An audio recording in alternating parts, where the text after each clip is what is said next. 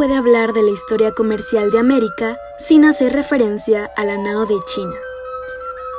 Ruta entre Europa y el Extremo Oriente que, además de mercancías invaluables, derivó en un intercambio cultural del que Acapulco fue la puerta de entrada. Cruzar el mundo en una embarcación fue el sueño de los navegantes españoles desde que se encontraron con nuestro territorio en el siglo XVI. Fernando de Magallanes, el navegante portugués, fue el primero en intentarlo en 1521. Su hazaña no prosperó, aunque sí logró descubrir una ruta que conectaría a Oriente con el Mar del Sur. Así se le conocía al Océano Pacífico. La verdadera hazaña ocurrió en 1542, cuando 4 naves mayores, un bergantín y una goleta bajo el mando del capitán Ruy López de Villalobos lograron arribar el archipiélago de San Lázaro, desde ese momento rebautizado con el nombre de Filipinas. Aunque tardarían 20 años más para que pudieran hacer el viaje de regreso, sin perder la vida de sus tripulantes o las naves. En 1564, Miguel López de Legazpi y el monje agustino Andrés de Urdaneta establecieron la verdadera ruta del galeón para ir y venir de San Pedro a Acapulco.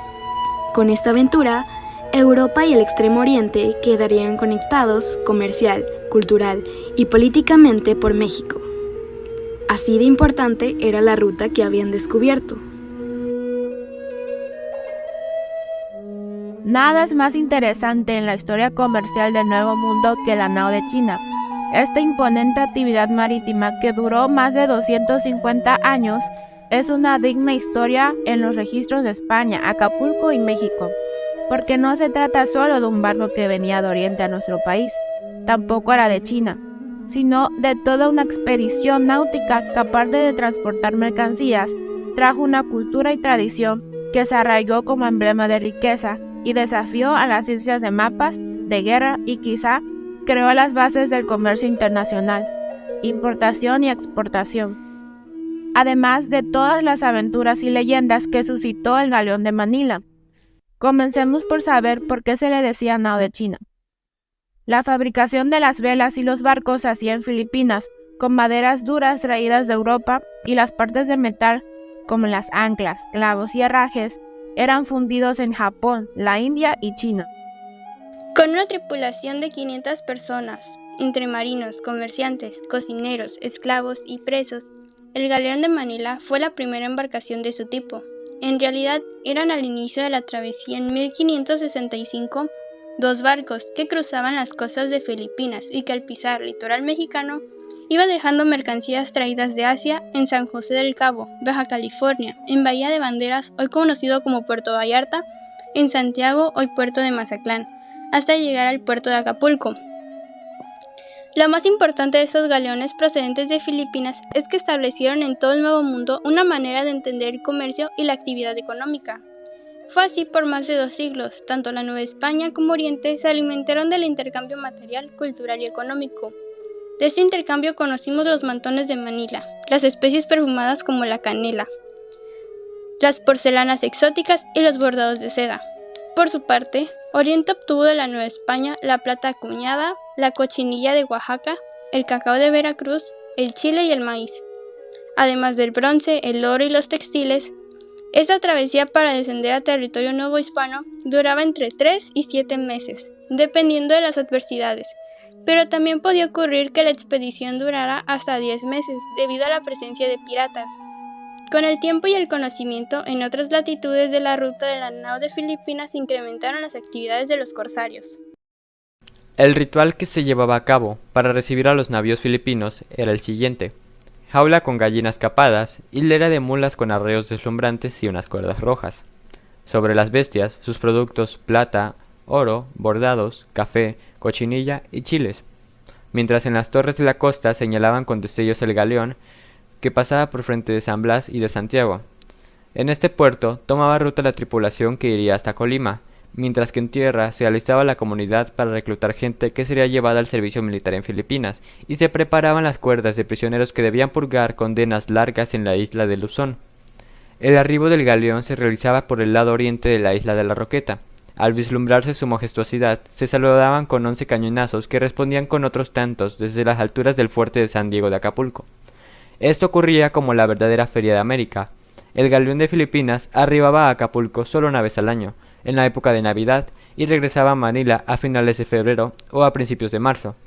El 10 de enero se inauguraba la Feria de Acapulco, que duraba hasta el 25 de febrero.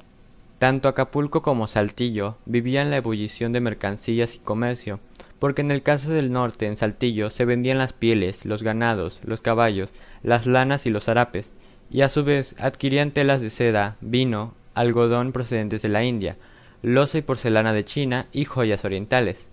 También nos llegaron en el navío de Filipinas productos que encontraron en la tierra novohispanas, destino de cosechas como el arroz, la pimienta, los mangos que fueron aclimatados en las tierras veracruzanas, guerrerenses y del sur. A su vez, Asia recibía de Acapulco y México cacao, maíz, frijol, plata y oro en lingotes, así como los pesos fuertes o reales acuñados en la Casa de la Moneda. Durante casi 250 años, la Feria de Acapulco arraigó en las costumbres aztecas y españolas, ritos y costumbres que se conservaron hasta la independencia de México, como fueron en la música, los fandangos que se celebraban para dar inicio a las actividades de la feria. En estos 2 siglos y medio, quizás el intercambio comercial más grande del mundo con el galeón de Manila fueron los productos, la cultura y el mestizaje. De estos arribos de la nao de China fue que tuvimos la presencia de la negritud en nuestro país, tal como lo señala el doctor Gonzalo Aguirre Baltrán. La presencia africana en los navíos de la feria de Acapulco se trataba de mezclas de españoles y negros que en América fueron los afromestizos, es decir, el resultado de estos encuentros y mezclas. Así, desde la costa chica de Oaxaca y Guerrero hasta la isla de Mompox en Colombia, se extiende esta herencia racial, la afromestiza, que es la prueba más grande de que África llegó a América por la ruta comercial de Filipinas a Acapulco.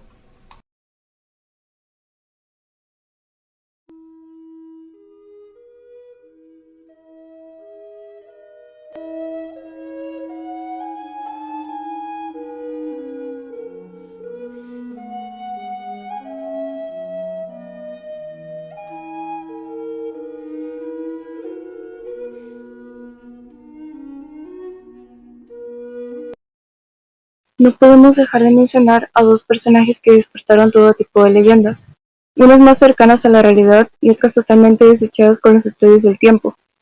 Lo cierto es que entre viaje y viaje del galeón de Manila, arribaron a Acapulco la princesa Juan, bautizada en Puebla con el nombre de Catarina de San Juan, la famosa china poblana, y Felipe de las Casas, padre del conocido San Felipe de Jesús, el primer santo mexicano que nació en nuestro país.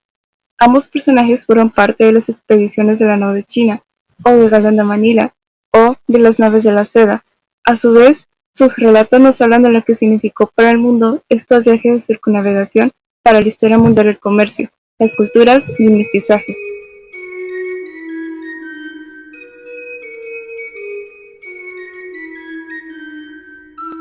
El legado histórico de la nao de China es polifónico. Primero, sus aportes náuticos en general y de descubrimiento de rutas e islas. En segundo lugar, su contribución germinal a la primera globalización, poniendo en comunicación por más de 2 siglos y medio a Acapulco con Manila. Y a partir de ambos puertos, cientos de rutas comerciales que se extendían por miles de millas terrestres y marítimas en Asia y América, hasta alcanzar las principales plazas económicas de Europa. Y finalmente, los procesos transculturales de intercambios de todo tipo y las formas específicas de apropiación cultural a partir de los cientos de hombres y mujeres, productos y objetos suntuarios, impresos y documentos, dogmas e ideas que surcaron el Océano Pacífico en ambas direcciones.